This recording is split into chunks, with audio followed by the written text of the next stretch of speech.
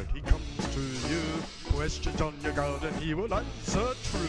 Control your pest, compost properly to heal your soil and make your life too. So don't panic. Oh, it's organic. So this is one of the sources. This is one of the rock dusts that we're going to be using.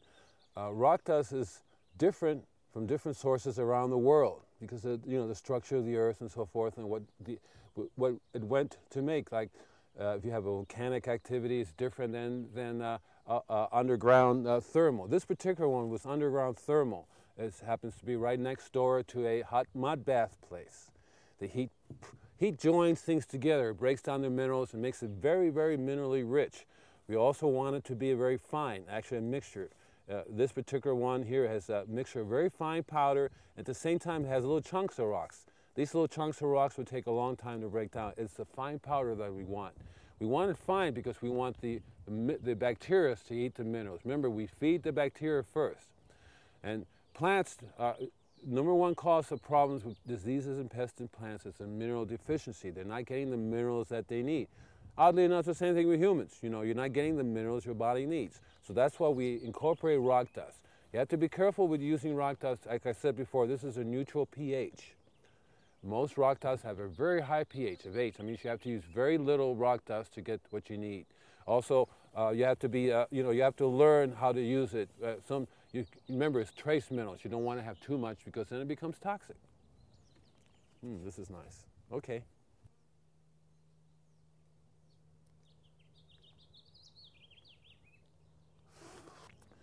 So here we have earthworm castings. As I told you before, this is the poo-poo of the earthworms. Not just any type of earthworms either. Usually it's red wigglers or night crawlers. That means that they produce a lot of manure. I don't know if you remember me telling you about there's two types of animal manure that's the best on the market for making compost. The smallest, which is the earthworms, and the biggest, which is elephant.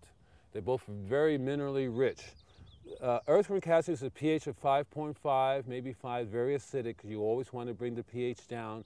You want to keep the pH in a certain range. This also makes an excellent tea to use because of the minerals. You make a compost tea out of it. So we're going to be adding earthworm castings. Let me tell you one secret about earthworm castings. Do not buy earthworm casting if it's heat treated. This particular earthworm castings company does not heat treat it. And the reason why you want it non-heat treated is because it will have earthworms' eggs in it.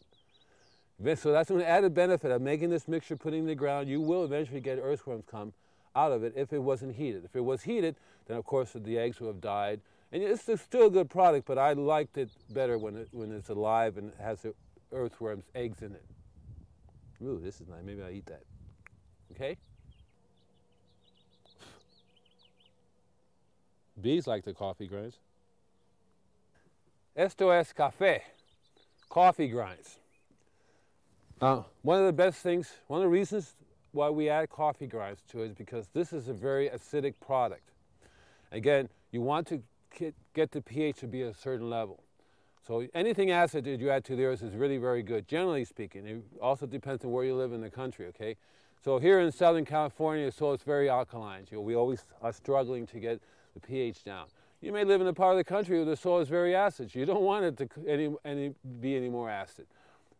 And one of the things about coffee is that it has of course, the caffeine in it, and it's a natural snail control, natural slug control. They do not like the coffee if you think about it. So we're going to be adding coffee grinds, and this is used. Once you use the coffee, save the coffee grinds, and this is going to become part of our mixture.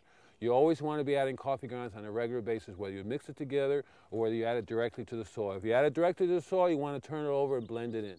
Okay? So this would be coffee, café. Okay, let's do that one again now.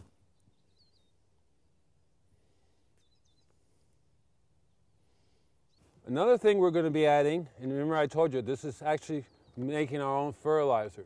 Very different than making compost, okay? So you know the difference between what compost is and what fertilizer is. Compost is a soil amendment with a bacteria, and the fertilizer is a food, fertilizer, fertilization. You want to feed the plants. So this particular product here is made from soybeans. It's a very, very high nitrogen product because you want to have nitrogen. This is probably one of the highest sources of natural source of nitrogen on the market. Remember, organics are not usually very high in the fertilizers. Or the way organic system works is a little bit on a regular basis. Another thing about this is that has some really good bacteria in it, which you want to constantly be feeding bacteria. So it's a great product to have. You have nitrogen and the bacteria right there. So all you have to do is bring it anywhere near the rock dust, see?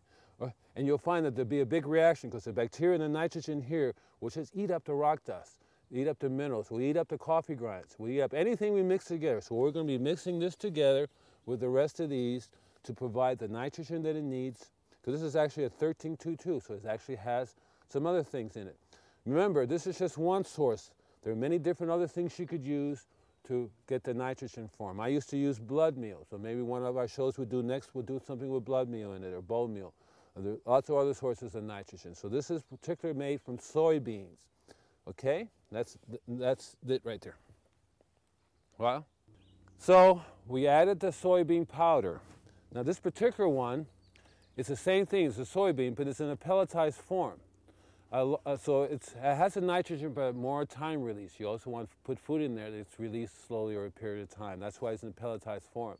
It also has endo and ectomycorrhiza, because we want to be adding the natural bacteria back into the soil. And this particular product has endo ectomycorrhiza right over other bacteria, because you just don't want one form of bacteria, you want a wide variety of bacteria available.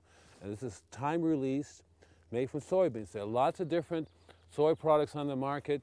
There's also corn-based products that are on the market that are time released. So this particular one is made from soy, but you can use almost any other time released organic fertilizer that's available to you. You just have to look at the ingredients and make sure it doesn't have any other chemicals in it. It should be a natural product. Okay, so you want to read the ingredients. You want it to be a source of nitrogen. That's what this particular thing is. You want to have a natural source of nitrogen so that the bacteria have the food to eat, because that's what the bacteria does. We feed the bacteria with the nitrogen. Okay, so that's this stuff. It's made from soybean.